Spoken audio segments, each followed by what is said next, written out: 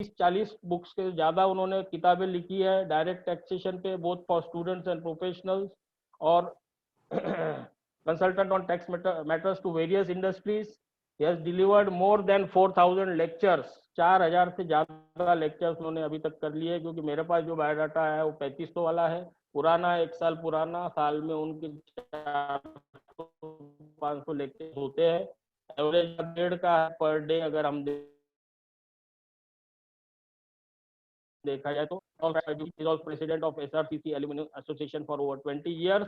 तो ऐसे हमारे आज के वक्ता ये डॉक्टर गिरीश आहूजा, जिसे हम टैक्स गुरु के नाम से जानते हैं, इनकम टैक्स के भगवान हम उन्हें मानते हैं। ऐसे आहूजा जी को माइक सौंपने के पहले मैं अपने अंदर में उनके लिए 2 लाइन पेश करना चाहूंगा कि टैक्सेशन की दुनिया में इनका बहुत बड़ा नाम है। टैक्सेशन की दुनिया में डॉक्टर गिरीश आहूजा का बहुत बड़ा नाम है, और TDS काटने के बाद भी इनको हजारों सलाम है। तो ऐसे हजारों सलाम देते हुए ज्योतियों की ओर से मैं आज डॉक्टर गिरीश आहूजा को आपके समक्ष पेश करता हूँ। आइए doctor Girish Ahuja, doctor CA Girish Ahuja will take us on the analysis of budget 2021. Girish sir, please. Good evening and नमस्कार।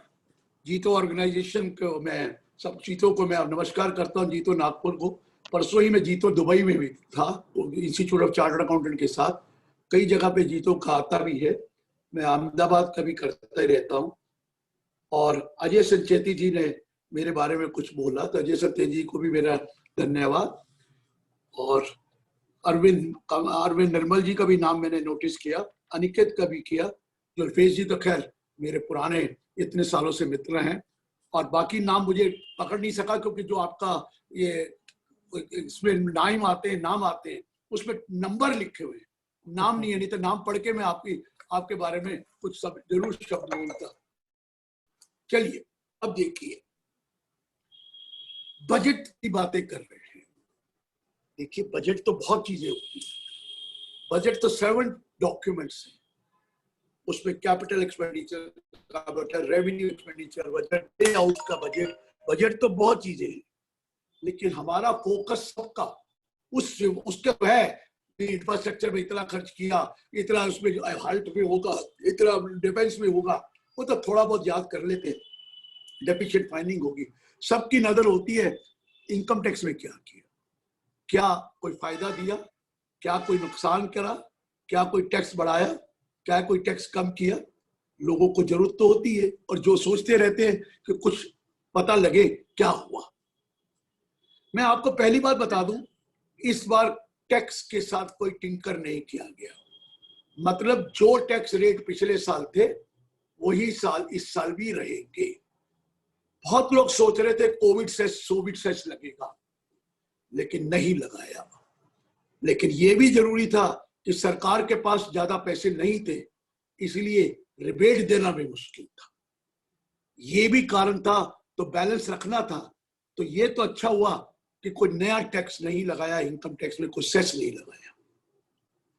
लेकिन बड़ी टेक्निकल चेंजेस करी है, कई सुप्रीम कोर्ट की जजमेंट को भी ओवर रूल कर दिया। पता नहीं लगता लोगों को, लेकिन किया है। देखिए यहां इंडस्ट्री वाले भी बैठे हैं, चार्टर्ड अकाउंटेंट भी बैठे हैं। मैं टेक्निकल नहीं करूंगा, कुछ ज्यादा technical section wise clause wise करूंगा तो चार्टर्ड वो कहेंगे इंडस्ट्री वाले ये क्या से बातें कर रहे हैं। मैं बिल्कुल नॉन टेक्निकल रहूंगा, लेकिन कवर सब कुछ कर दूंगा।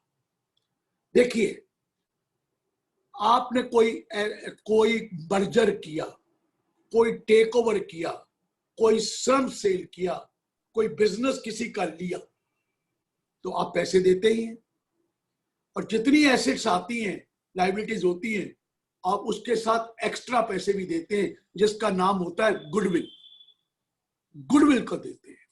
हमेशा होता है मर्जर, एक्विजिशन, टेक ओवर, श्रम सेल।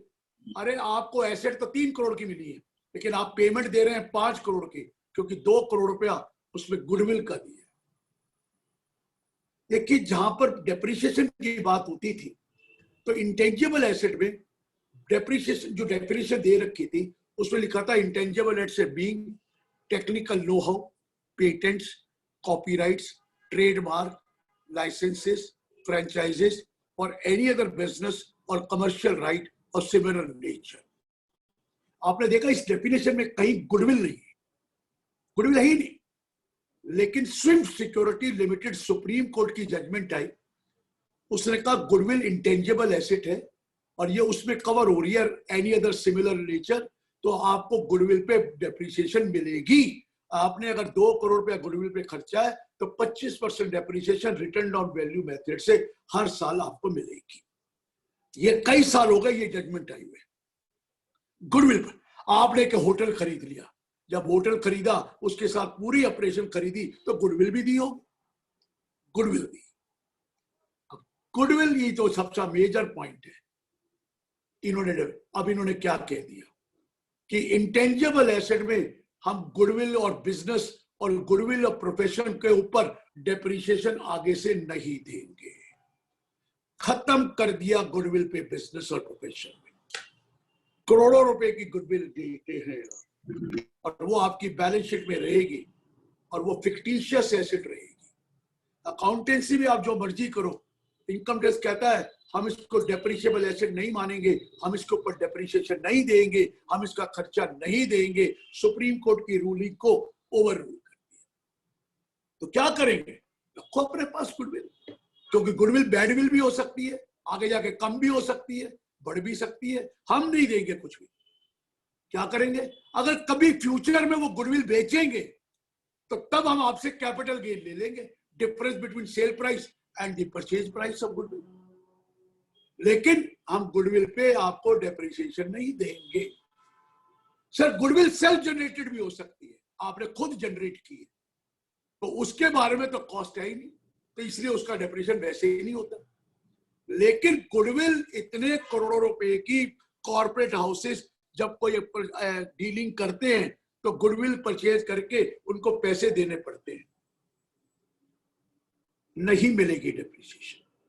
तो क्या होगा? पैसे लगे रहे आपके, बिक गया तो रिकवर कर लेना, नहीं बिका है तो पड़े रहेंगे। तो एक प्रकार से फिक्टिशियस एसेट आपकी किताबों में आ गई। हमारे यहाँ एक लॉ और भी है, कहते हैं जो खुद के गुडविल है सेल्फ जनरेटेड, तो उसका क्या होगा? उसकी तो कॉस्ट है ही नहीं। तो जजमेंट हुआ करती थी एक सुप्रीम कोर्ट की बहुत साल पहले की, बीसी श्रीनिवासा शेट्टी की। इंटरनेट पर क्या आता है वो डालना पड़ता है।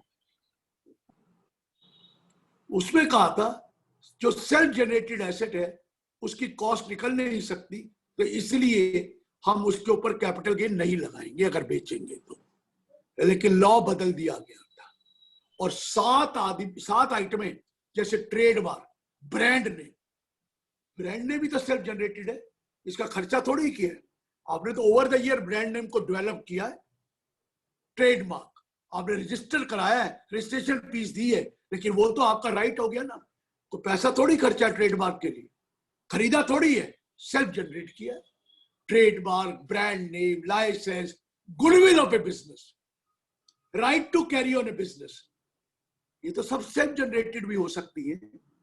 तो लॉ ने कहा हालांकि सेल्फ जनरेटेड है लेकिन हम उसके ऊपर कैपिटल गेन लगाएंगे अगर आप इसको बेचोगे। तो हमने, और टेनेंसी राइट, अरे टेनेंसी राइट आपने एक कोई ऑफिस किराए पे ले लिया, लेकिन खाली करने के लिए वो कहता 50 लाख ले लो। मैं नंबर 2 की बात नहीं कर रहा, नंबर 1 में 50 लाख दे रहा है, वो कहता है ये राइट जो आपको मिला वैसे तो कोई कॉस्ट नहीं है, लेकिन जो 50 लाख है उसके ऊपर कैपिटल गेन टैक्स देना पड़ेगा खाली करने का जो लिया। तो इन्होंने कहा फिर कॉस्ट क्या होगी? कहता है सेल्फ जनरेटेड एसेट की कॉस्ट निल होगी, ब्रांड नेम की कॉस्ट निल होगी, ट्रेडमार्क की कॉस्ट निल होगी। हाँ आपने परचेज किया तो कॉस्ट है, फिर कैपिटल गेन उसका डिफरेंस निकाल लेना। अगर सेल्फ जनरेट किया तो उसके ऊपर टैक्स आपको देना पड़ेगा। अगर कभी आपने वो ट्रेडमार्क बेचा, कभी आपने वो टेनेंसी राइट के बदले पैसे लिए, कभी आपने वो ब्रांड नेम के लिए पैसे लिए, कभी गुडविल के पैसे मिले और सेल्फ जनरेटेड है तो आपको पूरा टैक्स देना। लेकिन वहां पर गुडविल ऑफ ए बिजनेस लिखा था। अब मैं प्रोफेशनल की बात करने जा रहा हूं, वहां गुडविल ऑफ प्रोफेशन नहीं लिखा था। तो क्या करते थे प्रोफेशनल कि वो अपनी गुडविल बेचे तो उसकी कॉस्ट सेल्फ जनरेटेड थी तो उस पर टैक्स नहीं लगता था। क्योंकि उन्होंने कहा ही नहीं कि इसकी कॉस्ट क्या होगी। अरे लिखो तो सही, कॉस्ट नहीं लोगी। आपने गुडविल ऑफ बिजनेस की कॉस्ट लिख दी थी, गुडविल ऑफ ए प्रोफेशन की नहीं लिखी थी। तो अगर मैं प्रोफेशन करता हूं, मैं अगर आपको अपनी गुडविल, अपना नाम, जो मेरी गुडविल फर्म है, वो किसी को बेच देता, पहले की बात कर रहा हूं, तो मुझे कोई टैक्स नहीं लगता था, चाहे मैं 1 करोड़ ले लूं, 2 करोड़ ले लूं। और जो खरीदता था उसको डेप्रिसिएशन मिल जाती थी ओवर द ईयर्स, वो डेप्रिसिएशन ले लेता था। लेकिन अब उन्होंने क्या किया, अमेंडमेंट करते हुए गुडविल ऑफ प्रोफेशन को भी बीच में जोड़ दिया कि गुडविल ऑफ प्रोफेशन पे भी आपको कैपिटल गेन लगेगा, क्योंकि वो नील कॉस्ट मानी जाएगी। अगर मैं अपनी गुडविल अब बेचूंगा 1 अप्रैल के बाद, तो प्लीज नोट, मुझे उसमें टैक्स देना पड़ेगा और कॉस्ट मेरी 0 होगी। लेकिन जो खरीदेगा वो बेचारा तो मर गया, करोड़ रुपए की खरीदी, उसको डेप्रिसिएशन मिलना ही नहीं, पड़ी रहेगी। गुडविल का पैसा लगा, 1 करोड़ लग के बैठ गए। हाँ, कभी ये गुडविल आगे बेचोगे तो फिर उसके ऊपर जो डिफरेंस आएगा कैपिटल गेन दे देना। तो ये लॉ बदला है सर, जो मैं आपको बताना चाहता था, और ये लॉ का आपको ध्यान रखना है। ठीक हुआ सर? ये goodwill of a business, future में आपको इसके ऊपर कोई डेप्रिसिएशन नहीं मिलेगी। अगर पुरानी पे डेप्रिसिएशन ले रखी है तो आगे से उसको नहीं मिलेगी और ब्लॉक से हटा देंगे, क्योंकि ब्लॉक से काम होता है। ये क्लियर हो गया होगा। थोड़े बहुत लोग, अगर मैंने कोशिश करी को सिंप्लीफाई तरीके से बताने की, थोड़े बहुत सिर हिला देंगे तो मेरे को समझ में आ जाएगा कि हाँ, समझ में आ गया है, आगे बढ़ते हैं, आगे बढ़ रहे हैं। एक नई चीज निकली, कमाल हो गया, ये भी सुनने वाली बात। देखिए, जब आप इंश्योरेंस कराते हैं अपनी लाइफ की, तो इंश्योरेंस कोई कैपिटल एसेट थोड़ी होती है। आपने इंश्योरेंस कराई है, आपने एफडीआर कराई है फिक्स डिपॉजिट बैंक में, वो कैपिटल एसेट थोड़ी है। उसमें कुछ गेन थोड़ी होता है, इंटरेस्ट मिलता है या इंश्योरेंस में बोनस मिलता है। तो जब आपने इंश्योरेंस कराते हैं ना, लाइफ इंश्योरेंस की, तो जब पैसे वापस आते हैं इंक्लूडिंग बोनस, वो पूरा का पूरा इनकम टैक्स में माफ कर रखा है। 10-10 ऑलरेडी माफ है, प्रोवाइडेड आपने किसी भी साल 10% से ज्यादा प्रीमियम नहीं दिया। टोटल सम एश्योर्ड का 10%, 10 मतलब मिनिमम 10 साल की पॉलिसी है। 10 साल से नीचे है तो फिर तो टैक्स लगता है। अगर पॉलिसी 10 साल से ऊपर की है और 10% का सम एश्योर्ड का प्रीमियम दिया है, तो जब पैसा वापस आता है इंक्लूडिंग बोनस, तो उसमें टैक्स नहीं लगता। अब देखिए, एक नई प्रोडक्ट आया है, इंश्योरेंस कंपनी ने खोला है। उस प्रोडक्ट का नाम नया आया है, यूनिट लिंक्ड इंश्योरेंस पॉलिसी। मैं प्लान नहीं कर रहा, इंश्योरेंस पॉलिसी। इसमें 2 कंपोनेंट है, कुछ पैसा इन्वेस्टमेंट का कंपोनेंट है और कुछ पैसा इंश्योरेंस का कंपोनेंट है। ये दोनों चलते रहेंगे साइमल्टेनियसली। नई चीज आई।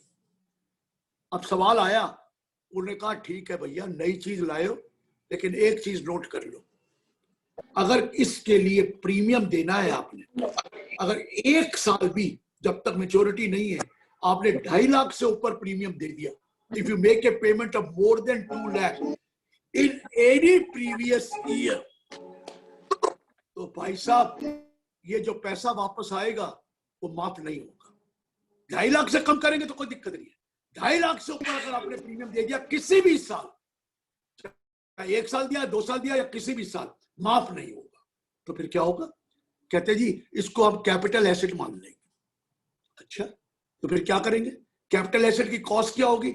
जितना भी प्रीमियम इतने सालों में दिया है सब मिला लो, इकट्ठा कर लो। किसी बार 2 दिया, कभी 2.5 दिया, 3, सब मिला, वो तो आपकी कॉस्ट हो गई।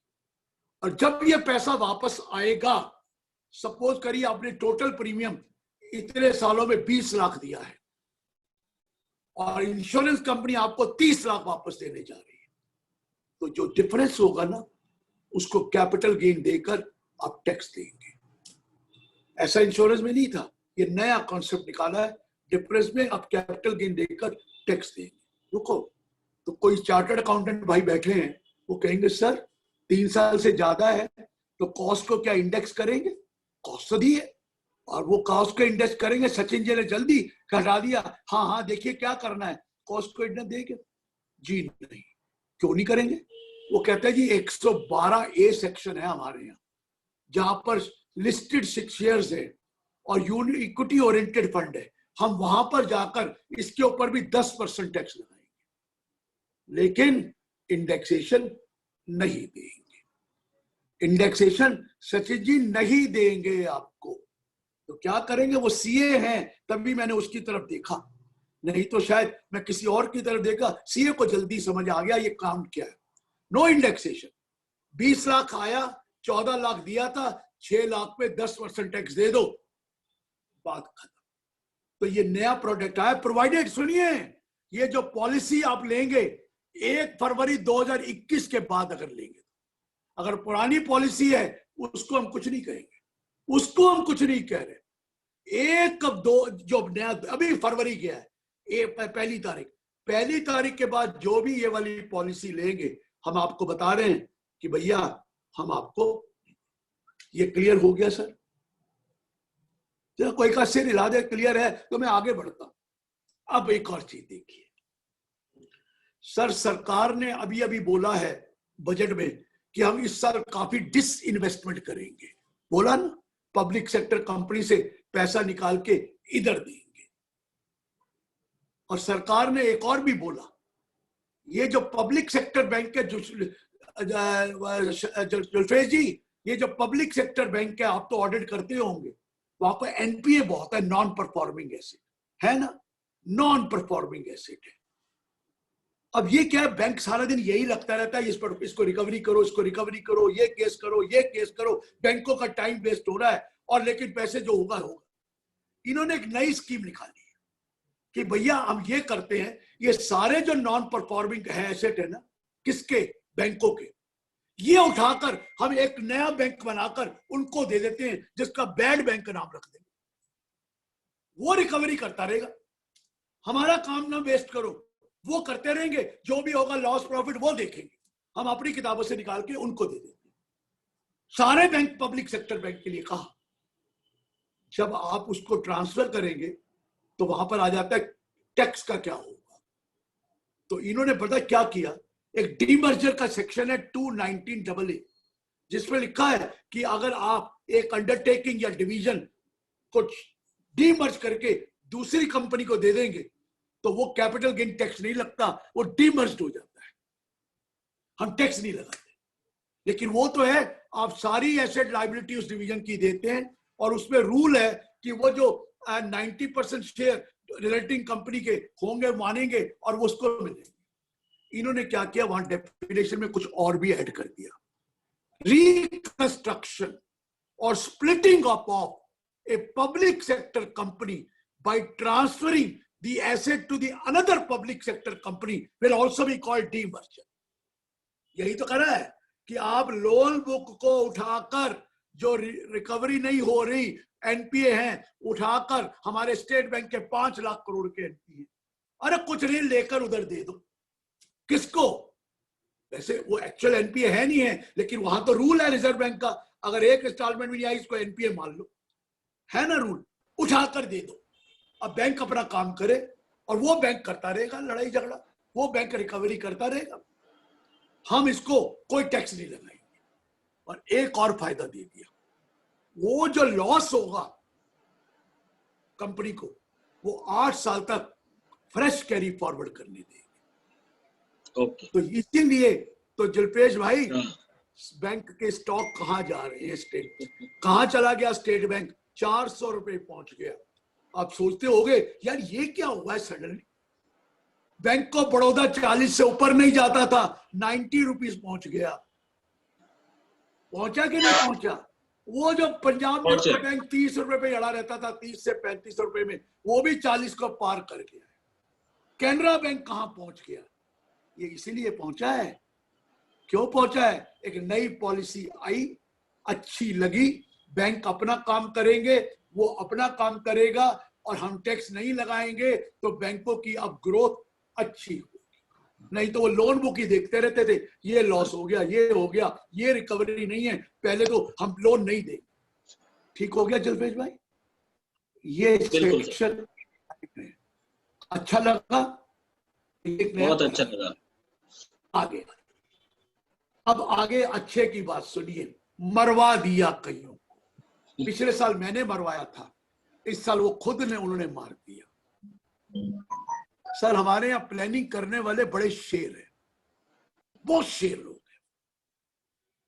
तो हम जब लॉ बना रहे थे इनकम टैक्स का दोबारा, तो हमने लूप होल प्लग करने थे, कुछ उनसे बेनिफिट लेना था, कुछ उनको बताना था। मैंने उनको एक लगाया कि मैं तुम्हें एक चीज बताऊंगा जो बहुत शानदार है, जिसपे टैक्स की बहुत ज्यादा इन्वॉल्वमेंट है, लेकिन आप भी ये फायदा दे देना। कोई उन्होंने फायदा तो दिया नहीं। जो मेरा पॉइंट था वो उठाकर नया लॉ तो अभी आया ही नहीं, पुराने लॉ में डाल दिया। जुल्फेश भाई क्या लॉ है आप सबको पता है, क्योंकि इंडस्ट्री वाले बैठे। Employer contribution to provident fund is exempt in the hands of the employee up to 12% of salary of the employee. अगर आप 12% दे रहे हैं तो एम्प्लॉय के हाथ में जो एम्प्लॉयर कंट्रीब्यूशन है वो 12% पूरा का पूरा माफ होता है। अब देखिए, बड़े बड़े सीएफओ हैं, बड़े बड़े सीईओ हैं, बड़े बड़े मैनेजिंग डायरेक्टर हैं, हमारे चेयरमैन हैं, जो बड़ी बड़ी फैट अमाउंट ऑफ सैलरी लेते हैं। मैं तो बड़ी छोटी अमाउंट बता रहा हूं, 5 करोड़ रुपया सैलरी है सपोज साल की। तो करते क्या थे, 12% सैलरी 5 करोड़ की एम्प्लॉयर ने कंट्रीब्यूट कर दी, किसकी?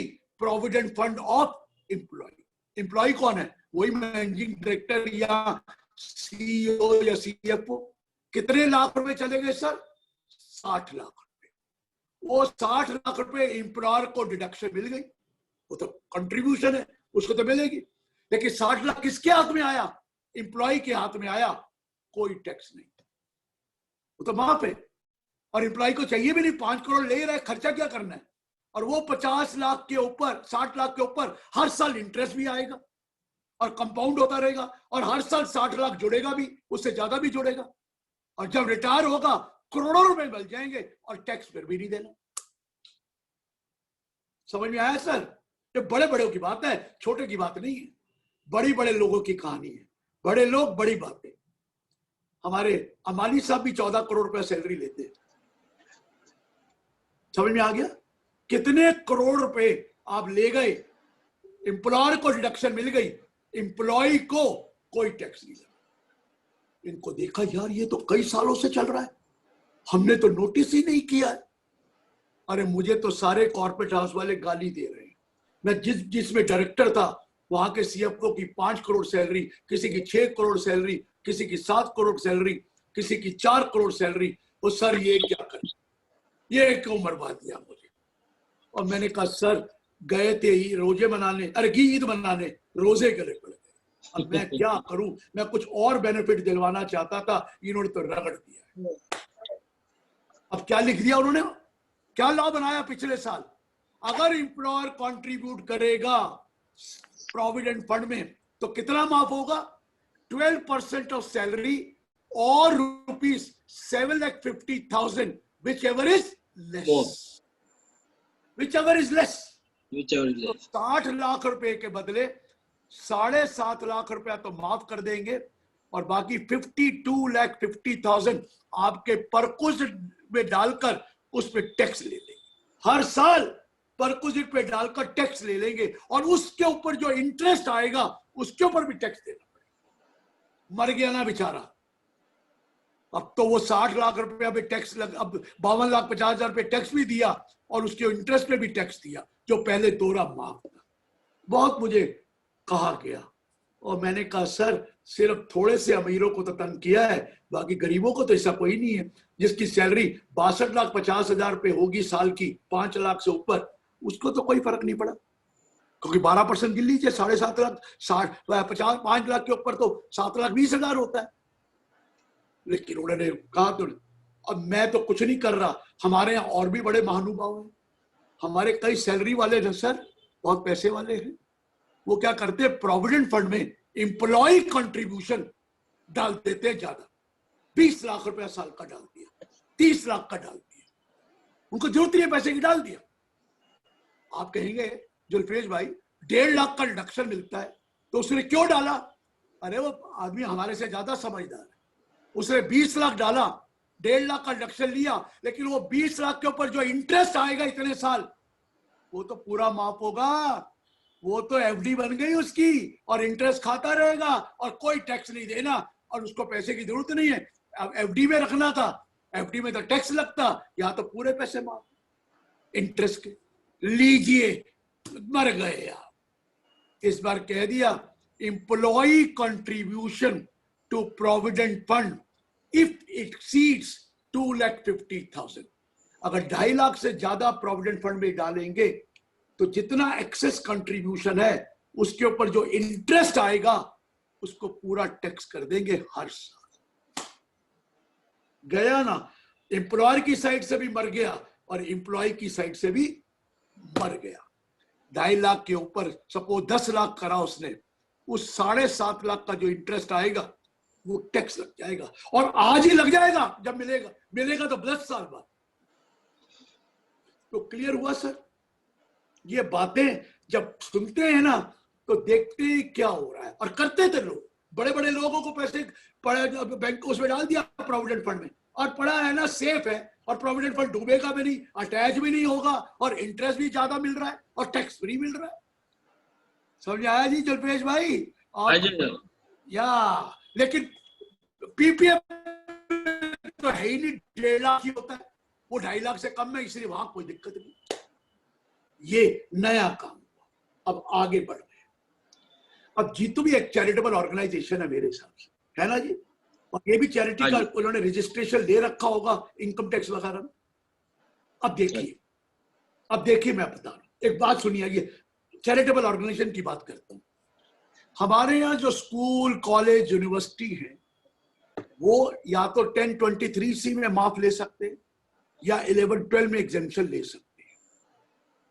लेकिन आपको पता है जो छोटे छोटे स्कूल, कॉलेज हैं, उस केस में कहा गया है कि उनकी टोटल रिसीट अगर 1 करोड़ से ज्यादा नहीं है तो उनका इनकम पूरी माफ है, उनके लिए कोई फॉर्मेलिटी नहीं है, कोई ऑडिट नहीं होना है, सिर्फ रिटर्न भरना कंपलसरी है, बाकी कुछ भी नहीं करना। एम आई राइट सर? यस, है ना? कुछ नहीं करना। और इस तरह कोई हॉस्पिटल चला रहे हैं या कोई मेडिकल इंस्टीट्यूशन चला रहे हैं तो वो भी 1 करोड़ तक माफ है। अब इन्होंने 1 करोड़ की लिमिट को 5 करोड़ कर दिया। बहुत अमाउंट बढ़ा है। ये आया होगा आपके ख्याल से, ये लीडरों ने ही कराया है, क्योंकि लीडरों के स्कूल, कॉलेज सबके हैं। अब समझ गए ना, मेरा ज्यादा बोलूंगा तो गड़बड़ हो जाएगी। अब 5 करोड़ तक कोई हिसाब रखना ही, कोई नहीं लिखना कि ये वाली फॉर्मेलिटी पूरी करो, ये वाली फॉर्मेलिटी पूरी करो, 11/5 में जाओ, रजिस्ट्रेशन कराओ, कुछ नहीं, टोटल माफ। कुछ नहीं, टोटल माफ।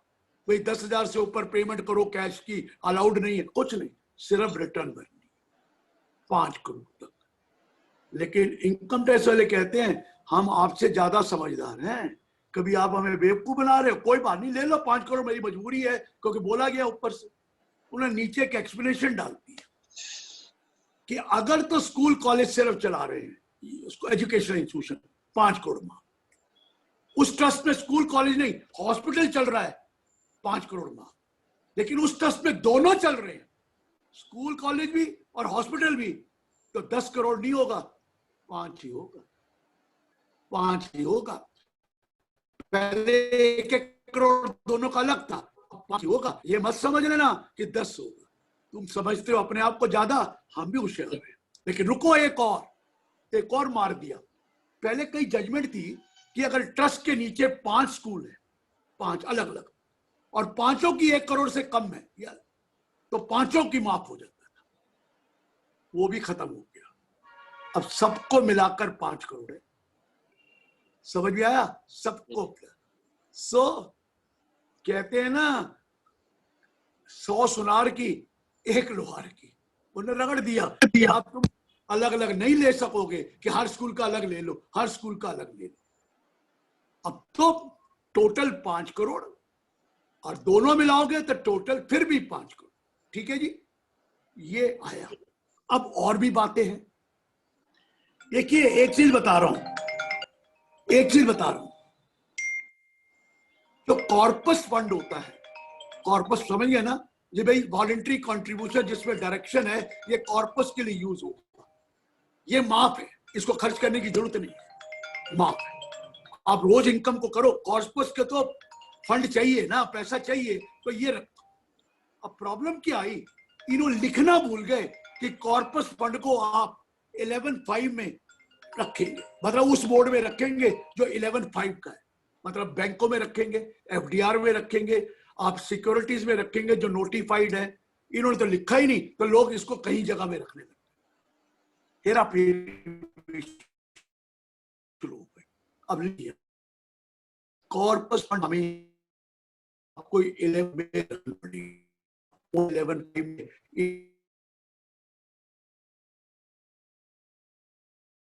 रिस्ट्रिक्शन लगाई और टिक लगाई। आगे बढ़ते हैं, अब ध्यान से सुनना जरा। एक सुप्रीम कोर्ट की जजमेंट आई जुल्फिज भाई, उसका नाम है सुब्रोस फाउंडेशन, सुब्रोस फाउंडेशन, और उससे पहले वो जजमेंट 12 हाई कोर्ट की भी है हमारे फेवर में।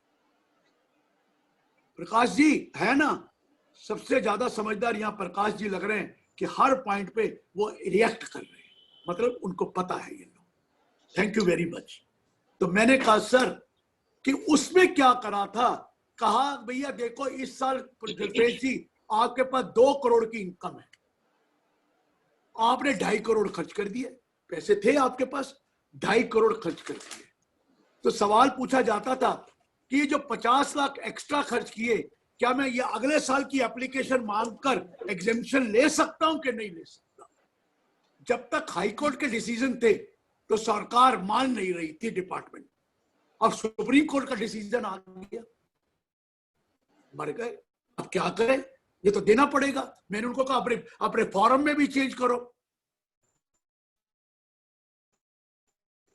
उन्होंने कहा चेंज करें तो दिया, हम ये कैरी फॉरवर्ड नहीं करने देंगे, कौन सा अगले साल का नहीं कर। लेकिन रुकिए प्रकाश जी, एक फायदा कर दिया, वो मैंने करवाया, वो बहुत इंपॉर्टेंट फायदा है। जुल्फेज जी जरा ध्यान से सुनना, सुनने वाला है।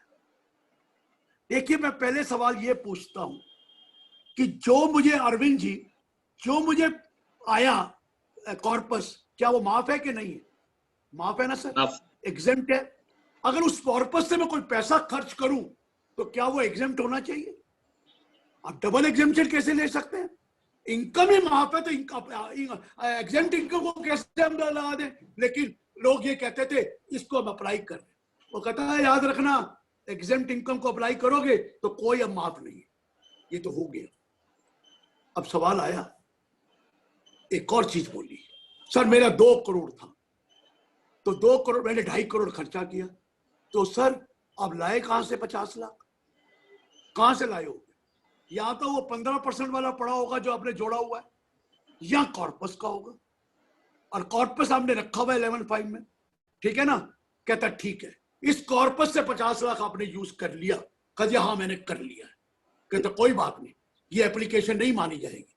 अरे सर 50 लाख गया, अरे चिंता न करो, इस साल की एप्लीकेशन नहीं, अगले सालों में वो 50 लाख अब आप कॉर्पस में दोबारा जमा करा देंगे तो हम उसको एप्लीकेशन मान। अच्छा प्रोविजन है कि नहीं है सर? एक्सेस एप्लीकेशन मिल तो गया इनडायरेक्टली, और आपका कॉर्पस खाली नहीं हुआ। कॉर्पस खाली नहीं हुआ, कॉर्पस को दोबारा भर दो, वापस ले आओ, एप्लीकेशन ले लो। नहीं लाओगे तो आपने यूज कर लिया, मैं क्या करूं? मैं क्यों दूं इसको एप्लीकेशन जब पहले ही माफ कर चुका? लेकिन अगर वापस डाल दोगे तो उस साल की एप्लीकेशन लेकर वो जो 85% खर्च करना है उसको लेकर इधर वापस कर दो। एक प्रकार से कॉर्पस से लोन ले लिया प्रकाश जी, हमने कॉर्पस से लोन लेके उसको वापस दे दिया। कोई गलत है?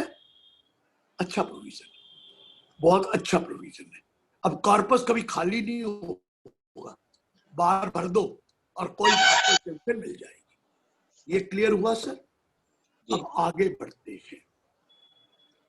ये जुल्फेज भाई, मैं जितनी जगह जाता था, कई जो ज्यादा पढ़े लिखे चार्टर्ड अकाउंटेंट हैं वो मेरे से बहस करा करते थे। ज्यादा पढ़े लिखे तो मैं सारे ही होते हैं, पढ़े लिखे तो चार्टर्ड अकाउंट से ज्यादा पढ़ा लिखा कौन है? इतना हार्ड वर्क करके तो पास किया उसने, लेकिन कुछ ज्यादा पढ़ते हैं मैंने उनसे कई बार सवाल पूछता था कि देखिए आपके पास 2 करोड़ रुपया बैंक में है, ठीक है जी, और आप लेना चाहते हैं क्या 5 करोड़ की कॉलेज की बिल्डिंग। आपने 3 करोड़ लोन ले लिया और 5 करोड़ की बिल्डिंग ले ली। तो सवाल ये पूछा जाता था, बताओ इस साल का एप्लीकेशन क्या है, कितने अमाउंट अप्लाई किया आपने। वो फट बोलते थे 5 करोड़ अप्लाई किया है, 5 करोड़ एसेट खरीदी है 5 करोड़ की, 5 करोड़ अप्लाई किया है। मैंने कहा बिल्कुल गलत है। वो कहता क्या बातें कर रहे हैं, 5 करोड़ तो किया है।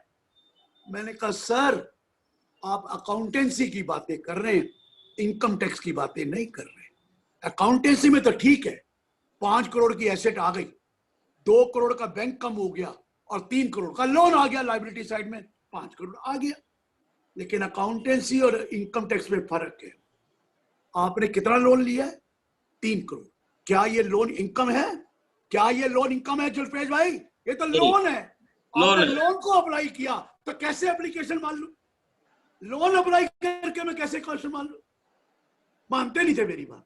अब लॉ ने लिख दिया कि भैया ये एप्लीकेशन नहीं है, लेकिन जब भी लोन को वापस करोगे उस साल एप्लीकेशन ले लेना। 2 करोड़ तभी ले लो, बाद में आपने लोन वापस कर दिया 1.5 करोड़, उस साल 1.5 करोड़ ले लेना। उसके बाद वापस कर दिया 1 करोड़, 1 करोड़ एप्लीकेशन ले लेना। उसके साथ इंटरेस्ट भी दिया, वो भी एप्लीकेशन ले लो। हम मना कहां कर रहे थे? क्लियर हुआ सर? अब मेरे से मत लड़ना, जो मैं कहता था वही हुआ, बोलते जाओ। कहते सर ये आपने करा दिया। मैंने कहा लॉजिक तो पहले भी था, लेकिन आप मेरी बात नहीं मानते थे, तो मैंने कहा लो अभी लॉ बनवा देते ताकि आगे से लड़ाई झगड़ा ही खत्म। और कोई बातें करेंगे तो समझ में आ गया सर? ये इतनी चीजें चैरिटेबल ट्रस्ट में चेंज हुई हैं और काफी फायदे होंगे, लड़ाई झगड़े खत्म होंगे। सही हो गया? और आपको एक्सेस एप्लीकेशन भी कॉर्पस के थ्रू मिल गए। हाँ जी, क्या कह रहे हैं? और कोई चीज? लिटिगेशंस कम हो जाएंगे। हाँ जी, लिटिगेशन ही तो कम कराने हैं, वकीलों का काम खत्म करना है। हमारा भी तो खत्म कर दिया। आगे बोलते हैं सर, एक सेक्शन 36(1)(BA बेड़ा गर्क कर रखा उसने। उसमें लिखा था employee contribution to provident fund और ESI shall be allowed as deduction if the payment of the same is made on or before the due date under the respective act. Under the respective act का मतलब अगर provident fund है तो जो provident fund की due date है उस तारीख तक जमा करा दो। और वो 15 तारीख है, 5 दिन वो ग्रेस के खत्म हो चुके हैं। ESI की तारीख है 21 तारीख, वो जमा करा दो तो वो डिडक्शन देंगे, नहीं तो एम्प्लॉय की जो काटा है वो आपकी इनकम मान लेंगे। लेकिन मेरे एक स्टूडेंट थे, बड़े डियर स्टूडेंट, बड़े इंटेलिजेंट स्टूडेंट थे। वो दिल्ली हाई कोर्ट के जज बने, उसके बाद सुप्रीम कोर्ट के जज बने, और सुप्रीम कोर्ट के जज बनने के बाद 2 साल पहले रिटायर भी हो गए और अब भी प्रैक्टिस अच्छी करते हैं। इससे तो sir method of induction reduction से आपको मेरी उम्र तो पता लगी गई होगी अप्रोक्सीमेटली। को 65 साल की उम्र में वो रिटायर हुआ, 2 साल उसको रिटायर हुए हो गए, 67 साल तो उसको हो ही चुके हैं। तो मेरी उम्र 67 साल से ऊपर तो होगी अगर मैं उसका टीचर था। समझ में आ गया? ये वही तरीका है, लड़कियां जब उम्र ना बताएं तो उससे पूछते हैं तेरा भाई की उम्र कितनी है? उन्होंने कहा मेरी भाई की उम्र 40 साल है। तो कितनी छोटी है? कहते 30 साल। तो आपने निकाल लिया ना, उसकी उम्र 33 साल है। समझ में आ गया ना? लड़कियां उम्र नहीं बताती, लेकिन हमें दूसरे तरीके से उम्र पता लग गई। इस तरह मेरी भी उम्र आपको पता लग गई कि मैं तो 67 साल से ऊपर तो हुई हूं सर, मैं तो 75 साल हो जाऊंगा मई में। तो मैं ये बता रहा हूं कि ये अब ला हुआ कि उन्होंने ये डिसीजन दे दिया, जी नहीं अब ड्यू डेट ऑफ रिटर्न तक कर दो, 139(1) की जो है उसको कर दो तो हम आपको डिडक्शन दे देंगे एम्प्लॉय कंट्रीब्यूशन। 12 हाई कोर्ट ने जजमेंट हमारे फेवर में दी, क्योंकि वो बड़े अच्छे माने जाते थे। हाई कोर्ट के जज माने जाते थे अर्जुन सीकरी। लेकिन गुजरात हाई कोर्ट ने हमारे अगेंस्ट जजमेंट दी और एक आदमी और। तो चल रहा था, झगड़े हो रहे थे। अब उन्होंने झगड़ा का बेड़ा गर्क कर दिया, लिख दिया एक्सप्लेनेशन डालकर सेक्शन 36 बीए में कि देखिए जो 43B की ड्यू डेट है उसको हमें कुछ नहीं लेना देना, ये ड्यू डेट वही है जो रिस्पेक्टिव एक्ट की है। मतलब अगर 15 तारीख तक जमा नहीं कराओगे या ESI 21 तारीख तक जमा नहीं कराओगे तो हम आपकी ये इनकम मान लेंगे और आपको इसके ऊपर टैक्स देना पड़ेगा। एक दिन भी डिले किया कभी खर्चा अलाउ ही नहीं होगा और टैक्स फिर देना पड़ेगा। है तो ड्रैकोनियन, लेकिन डेट तो डेट है, एम्प्लॉय का पैसा है, आप कैसे रख रहे हैं? एम्प्लॉय का पैसा तो जमा होना चाहिए, तो इन्होंने कहा हम खर्चा ही देंगे, आपको इनकम टैक्स देना पड़ेगा उसको। जमा तो फिर भी कराना पड़ेगा लेकिन इनकम टैक्स देना पड़ेगा। तो सर अब लोग के परेशान हैं, वो मुझे पूछते हैं सीए सर ये किस डेट से एप्लीकेबल है? भैया जब एक्सप्लेनेशन आती है, बिल्कुल ठीक कह रहे प्रकाश जी, जब एक्सप्लेनेशन आती है तो वो रिट्रोस्पेक्टिव इफेक्ट से होती है, बैक डेट से, जब से लॉ बना। लेकिन इस सरकार ने एक अश्योर किया कि हम रिट्रोस्पेक्टिव अमेंडमेंट नहीं करेंगे। तो अभी भी वो क्या कह रहे हैं, हम पुराने केस नहीं खोलेंगे, हम नहीं खोलेंगे, आगे से कर लो, पिछले केस नहीं खोलेंगे। लेकिन मैंने कहा सर जिन केसेस की अपील फाइल कर रखी है, कोर्ट में पड़ा, ITAT में पड़ा है या और को पे पड़ा है, उसका क्या होगा? कहता वो हमारा माम नहीं है, जो कोर्ट डिसाइड करेगा हम मान जाएंगे, लेकिन आगे से नहीं छोड़ेंगे, पिछला छोड़ देंगे।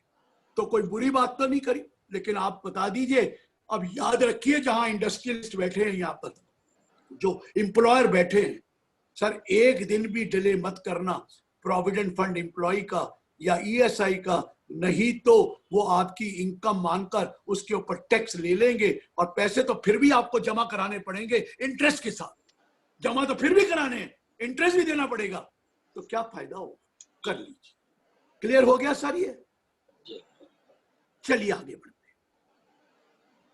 सर देखिए जो बड़े बड़े ये जितने बिल्डर है, रियल एस्टेट डेवलपर, ये बहुत परेशान है, हम भी परेशान है सेलर। स्टैंप ड्यूटी तो बढ़ती जा रही है लेकिन एक्चुअल सेल प्राइस कम होती जा रही है, और कोरोना की वजह से तो और कम हो गई।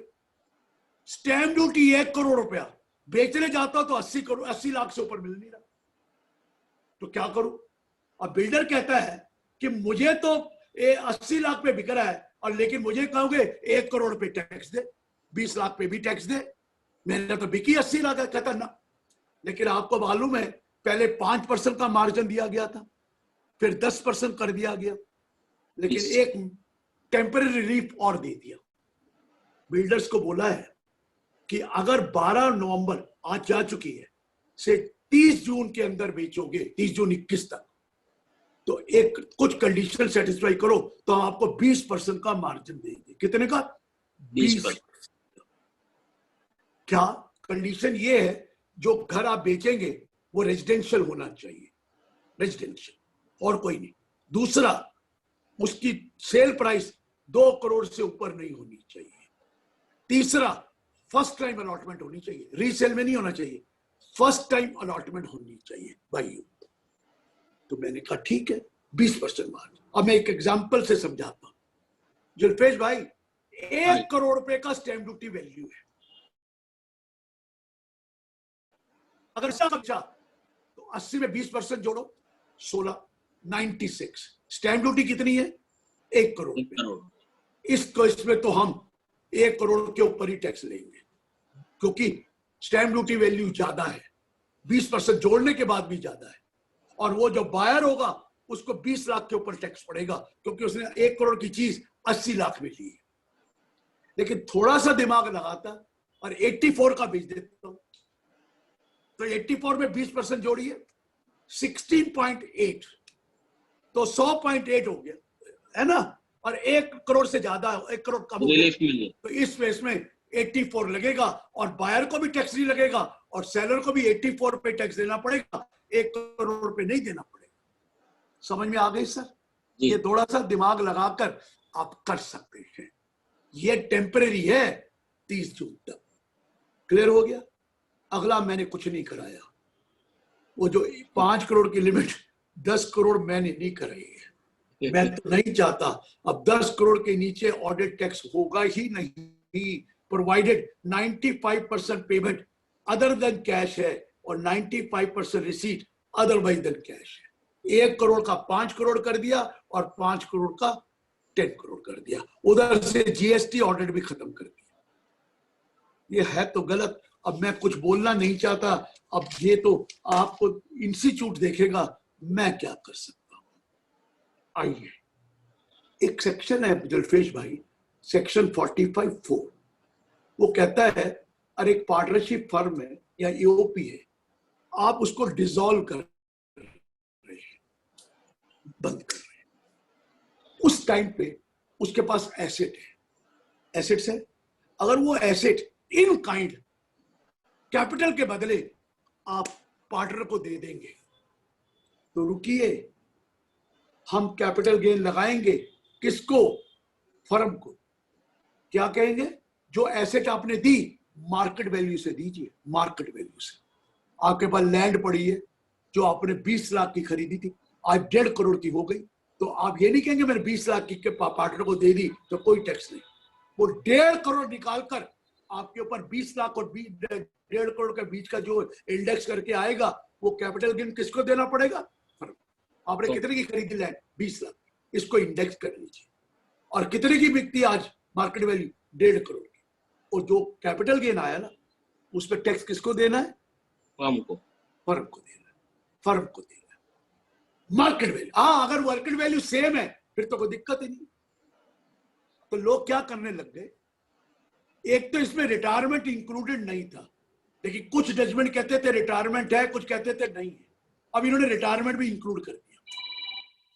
अब सुनना, लोग क्या करने लगे थे, हम चार्टर्ड अकाउंटेंट भाई बताते थे कि ऐसे करो, 1-2 साल पहले इसको रीवैल्यू कर लो एसेट को।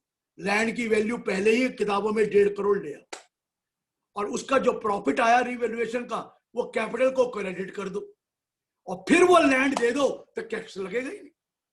ऐसे लोग हेरा फेरी करने लग गए। कहा रुक जाओ, अब हम बदल रहे हैं लॉ को। पहला पॉइंट, अगर कैपिटल के अगेंस्ट दिया तो मार्केट वैल्यू से देना पड़ेगा, लेकिन कैपिटल को रीवैल्यू नहीं करने देंगे एसेट को। दूसरा पॉइंट, रिटायरमेंट पे भी यही होगा। तीसरा पॉइंट, आपने एसेट नहीं दी, रिटायरमेंट के टाइम में उसका कैपिटल 60 लाख था, 60 लाख रुपया। आपने क्या किया, उसको 80 लाख रुपया वापस कर दिया। एक्स्ट्रा दिया। क्यों एक्स्ट्रा दिया? इस 20 लाख पे कैपिटल गेन टैक्स फर्म देगी, ये भी डाल दिया है, और रीवैल्यूएशन नहीं करने देंगे। क्लियर हुआ सर? ये नया लॉ आया है। आगे बढ़े सर। वो एक छोटा मोटा पॉइंट है कि 45 लाख के कम का मकान था, हाउसिंग प्रोजेक्ट था, लोन सेंक्शन 31 मार्च 21 को करना था, आप नहीं करा सके तो 1 साल बढ़ा दिया, और 1.5 लाख का डिडक्शन इंटरेस्ट का मिलता है। और एक जो अफोर्डेबल हाउसिंग का था, क्योंकि कोरोना की वजह से काम नहीं हुआ, तो अफोर्डेबल हाउसिंग में 100% प्रॉफिट माफ है, तो उसका भी 1 साल बढ़ा दिया। ठीक हो गया सर? अब आया सर, चार्टर्ड अकाउंटेंट भी और क्लाइंट्स भी अपनी कई बार रिटर्न ड्यू डेट के बाद भरते थे, बिलेटेड रिटर्न, और वो 31 मार्च तक भर सकते थे। ठीक है ना जी? और कई बार गलती हो जाती थी तो रिवाइज करनी होती थी, वो भी अब 31 मार्च तक कर सकते थे। अब लॉ ने लिख दिया है कि आप 9 महीने के बाद रिटर्न भर ही नहीं सकते। मतलब कोई भी रिटर्न 31 दिसंबर के बाद जाएगी ही नहीं, चाहे कुछ कर लो। लास्ट डेट 31 दिसंबर। मुझे तो बड़ी खुशी हुई, आपको ही कि नहीं हुई? अब रात को काम खत्म हो गया रिटर्न का, न्यू ईयर ईव मना लेंगे और अगले साल जनवरी से खाली हो जाएंगे, क्योंकि अब तो रिटर्नें सब चली गई। पहले तो हम मार्च तक देखते रहते थे, ये रिटर्न नहीं गई, ये नहीं गई, ये नहीं गई, डालो। अब तो 31 दिसंबर के बाद डाल ही नहीं सकते, वो तो डाल ही नहीं सकते। फिर आप कहेंगे जुल्फेश भाई सर चलो डाल नहीं सकते, लेकिन वो केसेस तो कराने हैं ना, केसेस के लिए तो टाइम लगेगा। वो कहता रुक जाओ, केसेस का टाइम जो पहले 24 महीने होता था, फिर 21 महीने किया था, फिर 18 किया था, फिर 12 किया था, उसका भी 9 महीने कर दिया। मतलब 31 दिसंबर के बाद सारा कुछ टाइम बाउंड हो जाएगा। फिर तो हम खाली हो गए इनकम टैक्स वाले, रिटर्नें चली गई और केसेस खत्म। तो जनवरी फरवरी मार्च आराम कीजिए, घूमिए, बीवी भी खुश होगी, बच्चे भी खुश होंगे, छुट्टियों में ले जाइए, क्योंकि पहले तो लगे रहते थे पागलों की तरह। अब तो 31 दिसंबर तक रिटर्न जानी है और अगले साल की 31 दिसंबर तक असेसमेंट कंप्लीट हो जानी है। तो फिर हमें तो काम है ही नहीं जनवरी फरवरी मार्च में।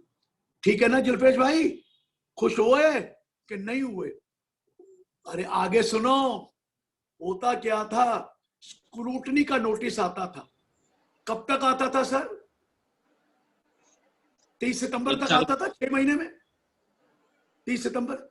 और कई बार क्या है, हम रिटर्न नहीं भरा करते थे जुलाई वाली, यार स्क्रूटनी ना आ जाए, रुक जाती, कोई बात नहीं फाइन दे देंगे, लेकिन रुक जाते हैं। स्क्रूटनी में नहीं आया तो इस तरह रिटर्न भरेंगे, और स्क्रूटनी में आया तो इस तरह रिटर्न भर देंगे।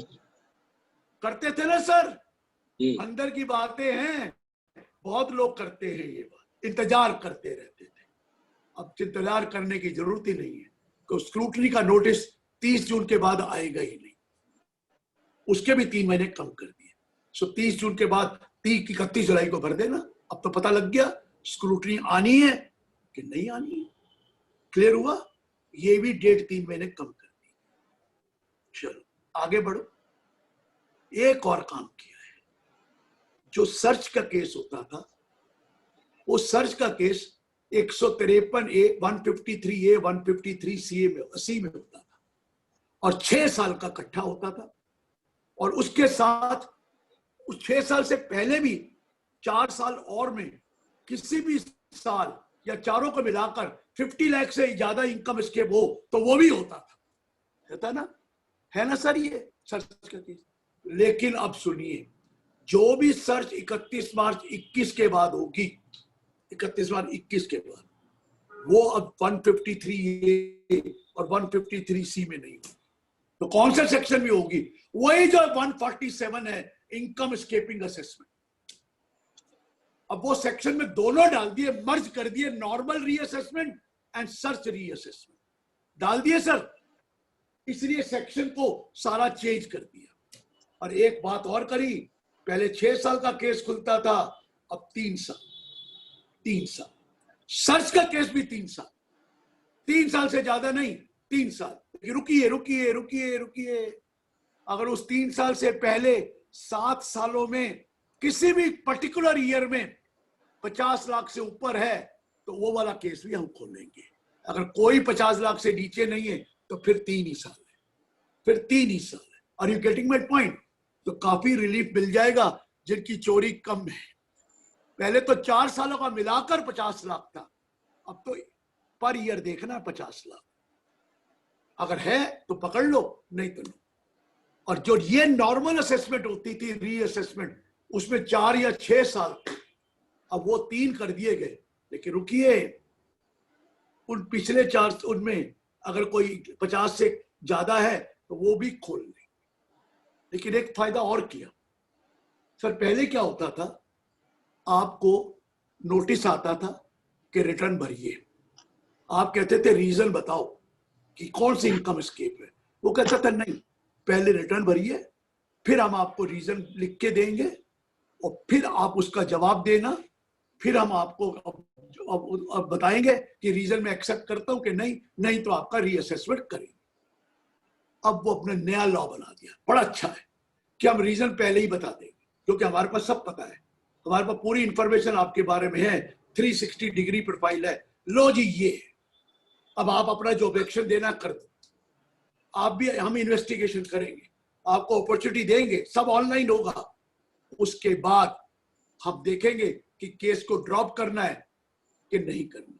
ये एक नया सेक्शन डाला 148A, उसके बाद फिर 148 करेंगे, रिटर्न मंगवाएंगे और आपकी असेसमेंट कर देंगे। तो अब आपको पता लग जाएगा, बिफोर हैंड आपको बोलेंगे और फिर अपना स्टैंड लीजिए कि गलत है कि सही। उनके पास आपके बारे में सब कुछ है, इतना फाइनेंशियल इंटेलिजेंस स्ट्रांग है कि आपकी जन्म कुंडली से लेकर जो जो कुछ आप कर रहे हैं उसके बारे में पूरी इंफॉर्मेशन है। आप कितने शेयर्स हैं, कितनी FDR है, कौन सी एफडीआर है जिसमें टीडीएस नहीं कटता, कितने म्यूचुअल फंड है, कितने बैंक अकाउंट है, कितने पैसे आप कितनी बार फॉरेन ट्रेवल किया है, कितनी बार किया, सब की सब डिटेल उनके पास। जीएसटी में क्या है, एमसीए में कौन सी बैलेंस शीट भरी है, सब लिंक कर दिया। ये डिजिटलाइजेशन में उनके पास बहुत बारूद आपके अगेंस्ट है। तो इसलिए कहते हैं छोड़ेंगे नहीं, सीधे हो जाओ, हमारे पास सब पता है, मुझे पता है। अब आपको देखना है कि आप इनकम की चोरी करेंगे तो हम आपको पकड़ लेंगे, नहीं करेंगे तो हम कुछ नहीं कह रहे, हम आपको वेलकम करेंगे। समझ में आया? ये भी हो गया है। अगला एक और मुसीबत कर दी, पहले छोटी मुसीबत, फिर बस छोटी नहीं है। पार्लियामेंट में बहुत खुश होकर बोला हमारे फाइनेंस मिनिस्टर ने, देखिए 75 साल से ऊपर वालों को अब रिटर्न नहीं भरनी पड़ेगी। अरे क्या बोला सर, ये तो हमें शगुफा दे दिया, ऊंट के मुंह में जीरा डाल दिया। क्या कहा कि 75 साल वाला जो आदमी है उसकी सिर्फ 2 ही इनकम होनी चाहिए, एक पेंशन और इंटरेस्ट ऑन बैंक डिपॉजिट, और कोई नहीं। और सेकेंडली एक ही बैंक में होनी चाहिए, क्योंकि बैंक टीडीएस काट के आपको अपने आप खत्म कर देगा। एक ही बैंक में होनी चाहिए। भाई साहब मेरे 2 बैंक है जी, नहीं, फिर नहीं। मेरा कोई डिविडेंड आ रहा है, नहीं। मेरा म्यूचुअल फंड की इनकम आ रही है, नहीं।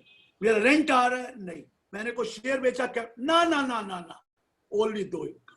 तो क्या है सर, वो तो वैसे ही फॉर्म नंबर 1 भर के मिनटों में हो जाता। अब तो रादर पहले तो हमें जो उसका एडवांस टैक्स देना ही नहीं होता था, रिटर्न भरने के पैसे टैक्स देना था। अब तो वो साथ साथ बैंक काट लेगा, टीडीएस काट लेगा मेरा।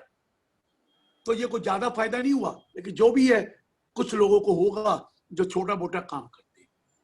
अब अगला पॉइंट बहुत जरूरी है, उसको पहले बताने से पहले मैं बताऊंगा, पिछले साल एक 2061H आया था कि आप सेलर ऑफ गुड्स हैं और आपका टर्नओवर 10 करोड़ से ज्यादा है सेलर का, और वो बायर से 50 लाख से ऊपर पेमेंट रिसीव करता है बायर से, तो वो टीसीएस कलेक्ट करेगा 0.1%।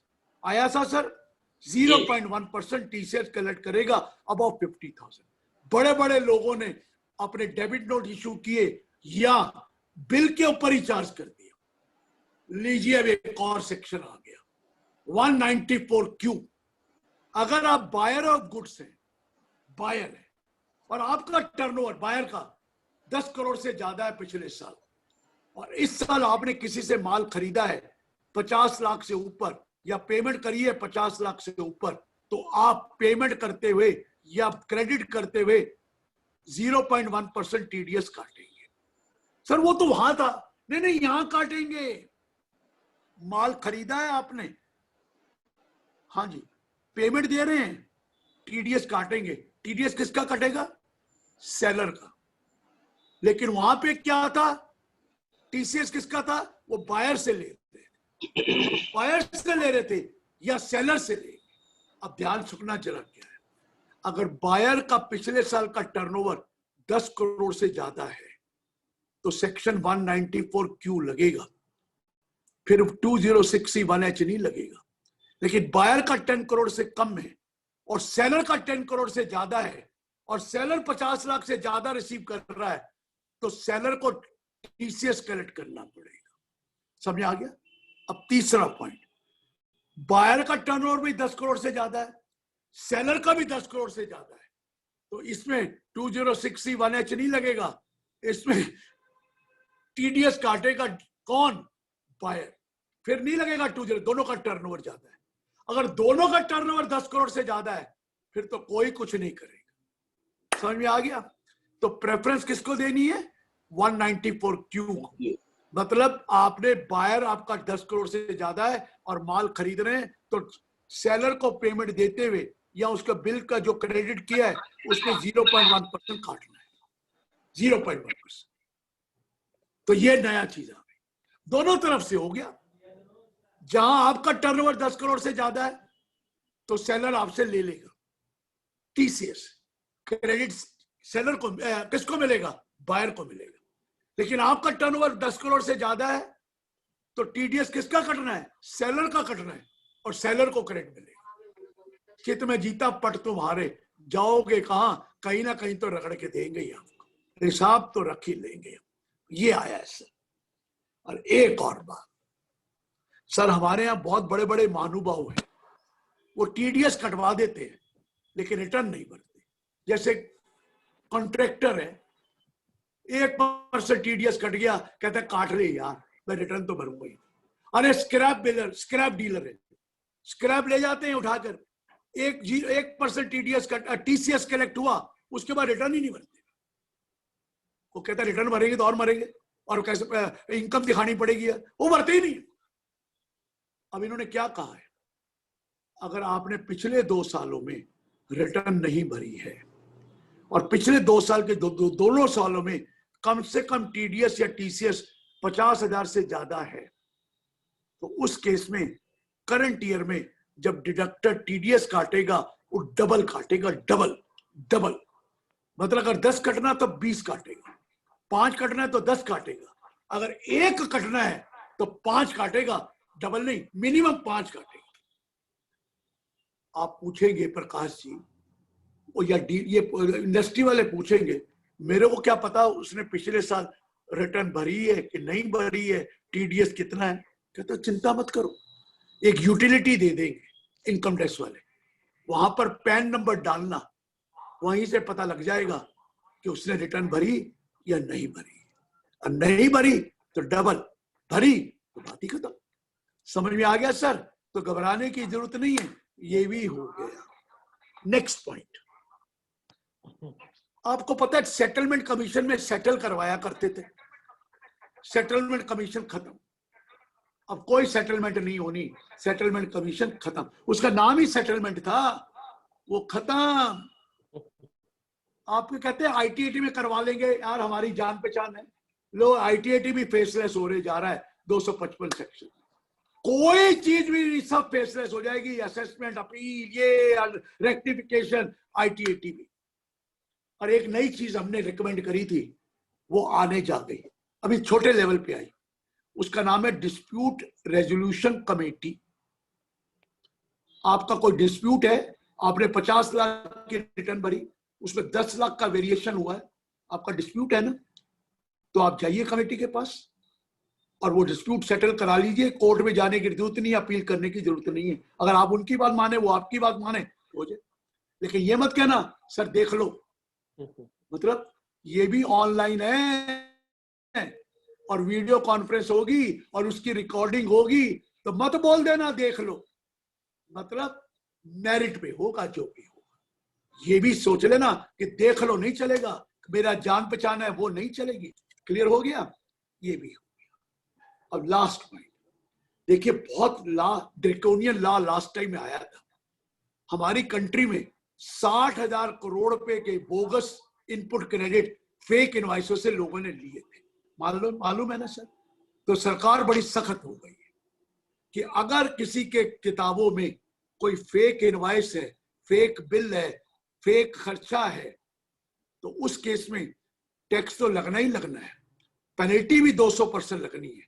लेकिन उस फेक इनवाइस की वजह से जितना अमाउंट है 100% पेनल्टी और लगेगी, अलग लगेगी उस आदमी को, और जिसने वो एंट्री दिलवाई, हेल्प करी, उसको भी 100% पेनल्टी लगेगी। ये तो पहले से लॉ है, अब एक और सख्त लॉ कर दिया, अगर 2 करोड़ रुपए की गड़बड़ है तो आपकी प्रॉपर्टी भी अटैच कर ली जाए। इनकम टैक्स सख्त हो गया है, बेईमानी के चांस नहीं है। और ये गलत भी बात है, फेक इनवाइस से मतलब कंपनियां ही नहीं एडजस्ट करती, ऐसे ही ले लिया। अरे वो तो मैं मानता हूं B2B B2C तो बहुत हो रहा है, वो भी तो गलत है, माल तो आया ही नहीं, बिल ले लिया, फेक ही तो हुआ, फिर क्या है। लेकिन सख्त हो गए, और यही लास्ट पॉइंट था। मैंने सब कुछ कर दिया है, अब कोई भी क्वेरी है आप जो पूछना चाहते हैं तो पूछ लीजिए। Thank you, Girish Ahuja sir, for the wonderful presentation, explanation। बहुत ही सरल तरीके से आपने समझाया है। मुझे जरूरत थी ना सर, ये कोई टेक्निकल नहीं होता होना था, सब तरह के लोग हैं, तो टेक्निकल होते तो दिक्कत होती। फिर अंग्रेजी में आप हिंदी में बोल रहे हैं तो मैं अंग्रेजी में कैसे बोलूं? मैंने थोड़ी बहुत इंग्लिश हिंदी में कर दिया है। चलिए, बहुत अच्छा है। कुछ क्वेश्चंस आए हैं। हाँ बोलिए बोलिए। हाँ, का एक क्वेश्चन गोकुल राठी जी इन्होंने पूछा है, सीए गोकुल राठी पुणे के हैं। Kindly elaborate as to why government is not reducing the rate of interest of 18% per annum in respect of delayed payment of TDS as also of 12% per annum under 234B and C. सुन लीजिए, पहले ज्यादा पैसा जमा हो फिर गया, बात करना। ऊपर ब्याज, सरकार का पैसा आपने रोक ब्याज रखा, मिलना तो 8% ब्याज पे। पैसा सरकार का टीडीएस काट के किसका है? सरकार का। आप जमा क्यों नहीं कराते? सरकार का पैसा जीरो का है ना। जब टीडीएस काट के आपने किसके ब्याह पे काटा? सरकार के ब्याह में। और ब्याह पे जमा नहीं कराते तो 18%। और सुनिए, एक बड़ी इंटरेस्टिंग बात बताऊं। कोई कहते हैं जी 12% लेते हो, 6% देते हो।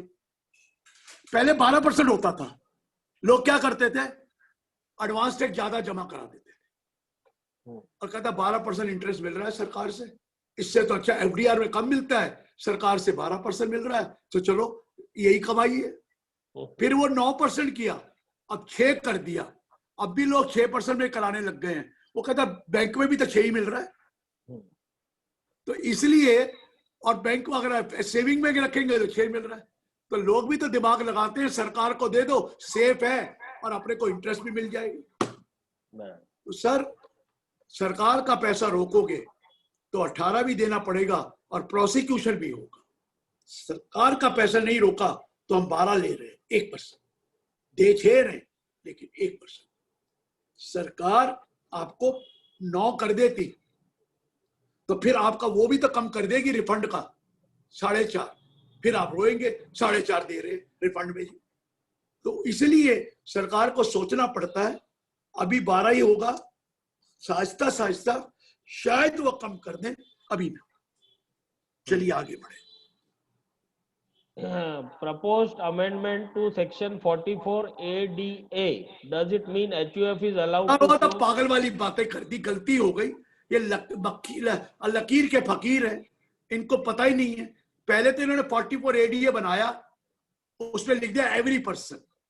सबको पता है कंपनी तो नहीं कर सकती, लेकिन एलएलपी भी तो आती है ना पर्सन में। एलएलपी पार्टनरशिप फर्म ही है, तो सभी ने 44ADA ले लिया।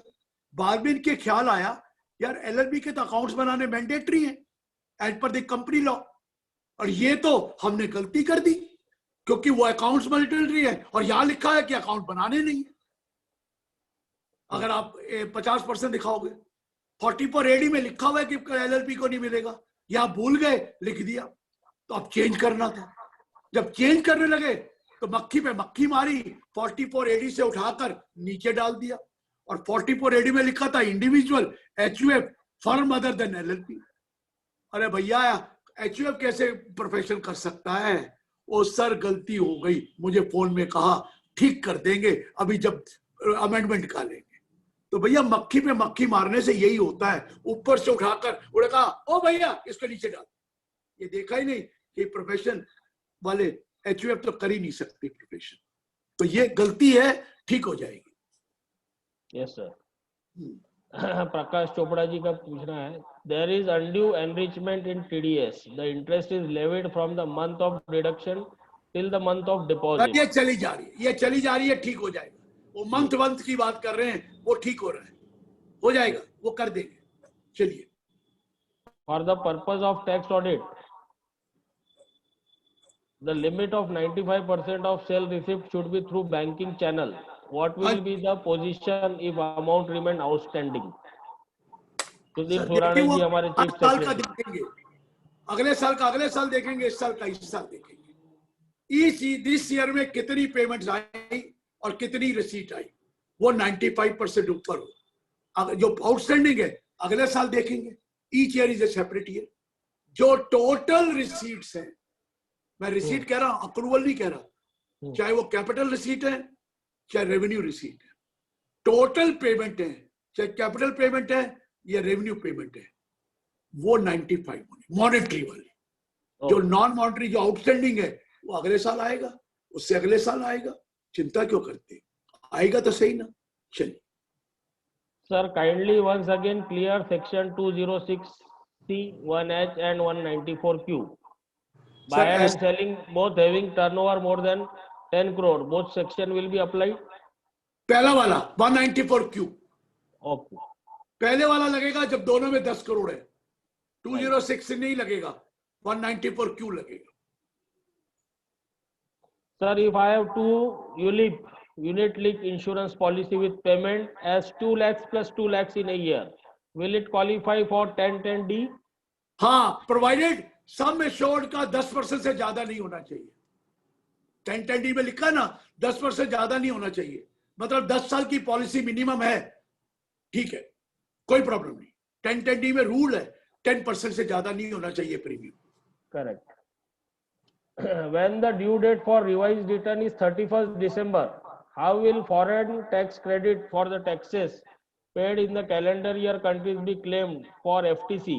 Proof उसे is कोई to be change नहीं required to be कोई- submitted in Form 60. अरे सर कोई फर्क नहीं पड़ेगा, आप जरा ध्यान से उनको कहना सोचिए, कोई फर्क नहीं पड़ेगा. आप गलत कह रहे हैं, कोई फर्क नहीं पड़ेगा. वहां तो मोस्टली कैलेंडर ईयर ही है. Okay. One question from Varun Parakh is purchased goodwill in financial year 2021, whether depreciation will be allowed? जी नहीं, ले लो, अगले साल मिलनी नहीं. Financial year 2021 खरीदी है goodwill, अब तो कह रहा हूं ना, इस साल ले लो, अगले साल से बंद हो जाएगी. 1 साल की मिलेगी अभी. हाँ, 1 साल की मिलेगी. मैं ईयर देख लूं किस साल से आया है, हो सकता है मैं ईयर नहीं मैंने देखा 21-22 से आया कि 20-21 से आया. उनको कहना है चेक कर लेंगे, वो लिखा होता है किस ईयर से एप्लीकेबल है.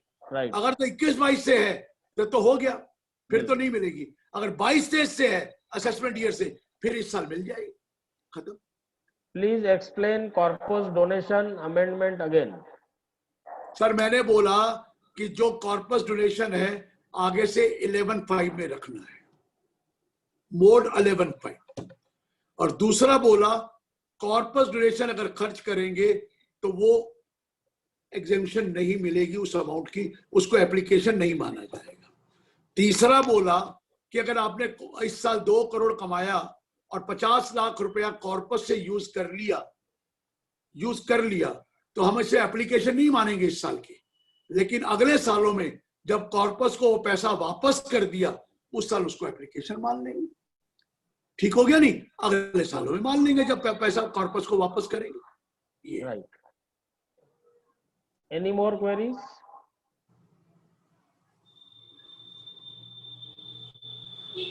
I think अब queries नहीं है कोई ज्यादा. और हमारे हेलो. हाँ जी, कौन? सर ये पीएफ के लिए जो अमेंडमेंट आया है सर, इतना ड्रैकोनियन आया है, 1 दिन के लिए डिले में भी है, तो सर इसमें रिप्रेजेंटेशन देखिए सर, इसको बढ़ाए ना सर, ये तो कोई भी कारण हो सकता है डिसअलाउंस. सर देखिए एक बात है, हमारी आदतें हो गई है लास्ट मिनट में देने की. पीएफ अरे जब आपने पैसा काटा जमा करा दो. अरे सर पीएफ की साइटें नहीं चलती सैलरी दे रहे हो लेकिन नहीं हो गए पैसे. सर, पीएफ की साइटें, सैलरी तो दी आपने सर जो पीएफ का आदमी काम करता है वो पीएफ की साइट 14-15 को हैंग हो जाती है, इसलिए 1 दिन डिले हो जाता है सर. अरे सर हम नहीं सुधरेंगे, हम तो लास्ट दिन ही काम करेंगे. सर वो तो जो आदमी काम करने वाला पीएफ का होता है वो अलग होता है सर, उसके 50 आदमी है सर. ऑनलाइन पेमेंट करनी है अब. हाँ सर, पर वो आदमी डिप्यूट अलग होता है सर, तो वो एक साथ करता है तो डिले हो जाता है. Sir, number of compliances are so high, it is not possible to do the on. किसी एक आदमी की नहीं सुनते, वो कहते हम नहीं मानेंगे. मैं कौन ही हूँ ऐसा, मैं डिपार्टमेंट से नहीं आया, मैं तो ऑफिस ऐसा आदमी हूँ. हाँ सर, पर समझा ले वो तो सर आप, मैं तो सर आपकी डायरेक्ट जीतो रिप्रेजेंट करे ना.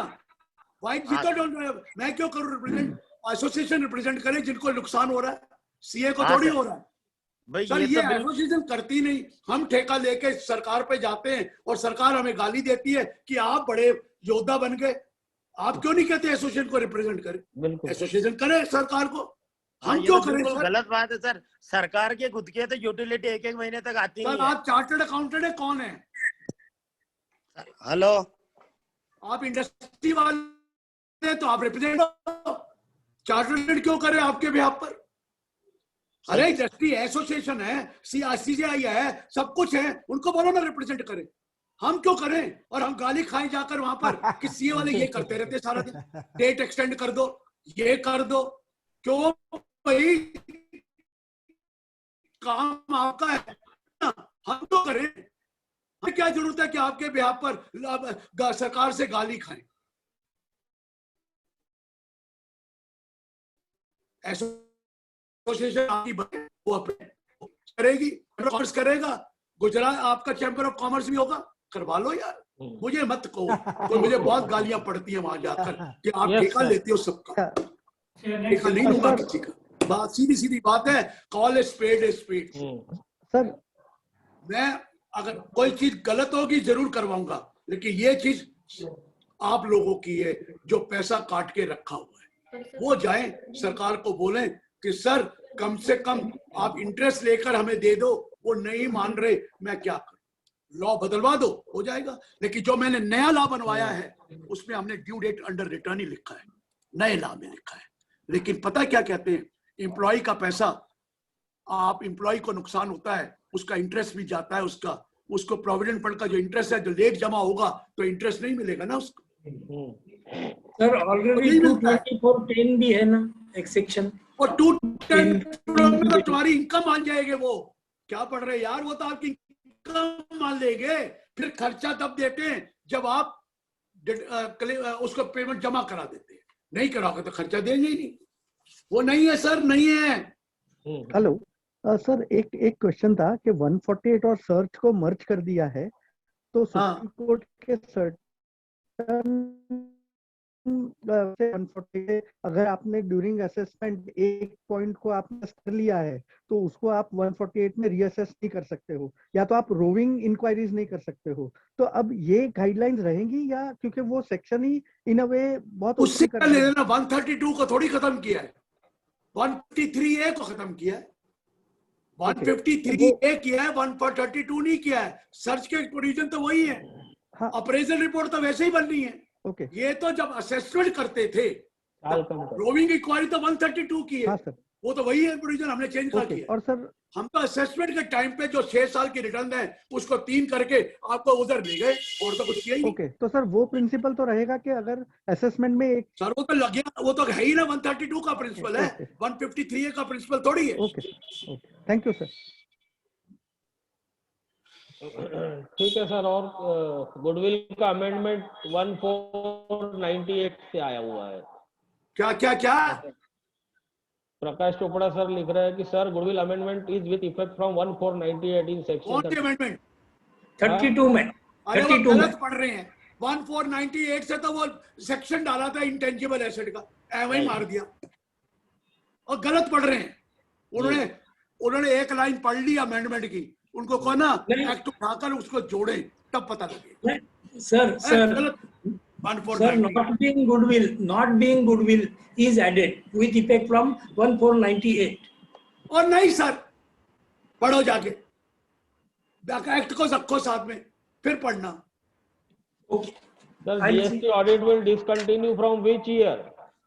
है जी, GST audit will discontinue from which year? Sir मैं जीएसटी देखता नहीं हूँ, और जीएसटी ऑडिट डिसकंटिन्यू कब होगा मुझे तो पसंद ही नहीं आ रहा। अब उन्होंने कहते हैं कि आपके यहाँ सर्वे करने आएंगे जीएसटी ऑफिसर्स, तो वो तो फिर वही गड़बड़ हो गई ना, करप्शन शुरू।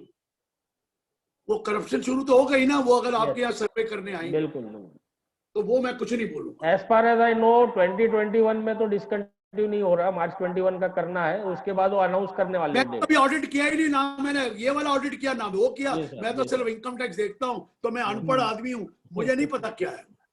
Thank you so much, sir, for your wonderful and sir, depreciation answering all the questions.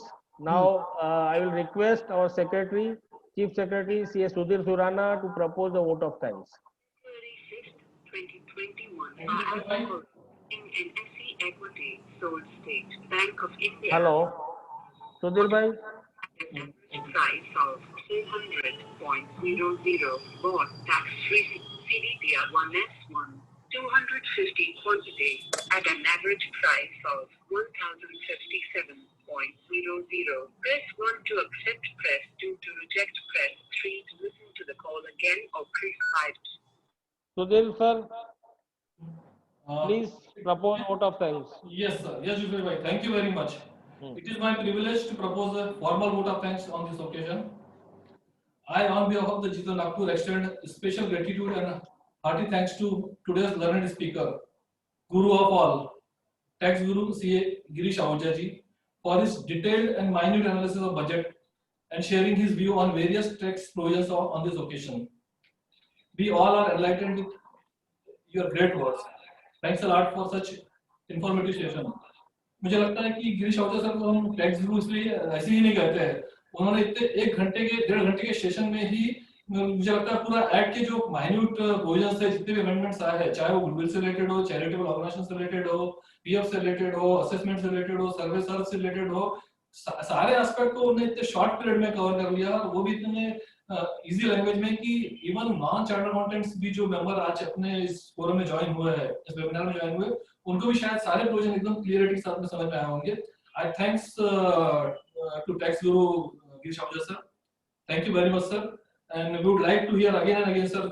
मैं वैसे भी, हम तो खैर चार्टर्ड अकाउंटेंट फैटर्निटी आपके वैसे ही भक्त है, स्टार्टिंग से वो आपको सुनना चाहते हैं, पर आज मुझे लगता है कि जितने के बाकी मेंबर्स भी जो है वो आपके भक्त बन गए हैं, और हो सकता है कि हम आपको और आगे सुनना चाहेंगे. Thank you very much once again. I also thank Julpesh bhai, coordinator for this event, for organizing such an amazing event, right from coordinating with Ahuja sir, क्योंकि हमें मालूम है कि आहूजा sir से हम डायरेक्टली अगर नॉन चार्टर्ड ऐसे या दूसरे ऑर्गेनाइजेशन अगर अप्रोच करते तो शायद इतने जल्दी आसानी से हमारे हाथ में समय नहीं मिलता था, लेकिन चूंकि जुल्पेश भाई थे और आहूजा सर की उनकी डायरेक्टली ऑलरेडी ट्यूनिंग है, तो वी वे आर फॉर्चुनेट कि हमको इतने जल्दी मिल गया. Thank you very much sir. Thank you Julpesh भाई. And I also thanks all the members and members from the Jito as well as other trade organization and other individual members who have joined this webinar and taken the advantage of this interaction. Thank you very much. Thank you all. Jai Hind. Thank you, sir. Thank you. Take care, Julpesh bhai. Thank you, हाँ. धन्यवाद. Thank you. Good Yes, night to thank you. everyone. Thank you, sir. Thank you. Thank you. Thank you sir. Bye. जुल्पेश भाई. हाँ. चलिए, thank you very much. हाँ. मुझे लगता है कि जितने भी अपने ज्वाइन किए, खासतौर पर सी फर्टर्निटी वगैरह और जितो मेंबर्स, सबको कहीं ना कहीं उसमें बहुत सारा एडिशनल इनपुट मिला होगा, जो पहले लग रहा था कि बजट में कुछ नहीं है. बराबर. मुझे लगता है कि शायद 80 अमेंडमेंट्स है वैसे छोटे मोटे मिला के इनकम टैक्स के अंदर में. यस, ये बात सही है, ये बात सही है. चलिए, thank you very much. Thank you to all. Dhanashree है ऑनलाइन, और रिकॉर्डिंग सेव कर लेना. Yes sir. Thank you. Bye. Thank you sir. Thank you Sudhir भाई. Thank you. Thank you Sudhir भाई.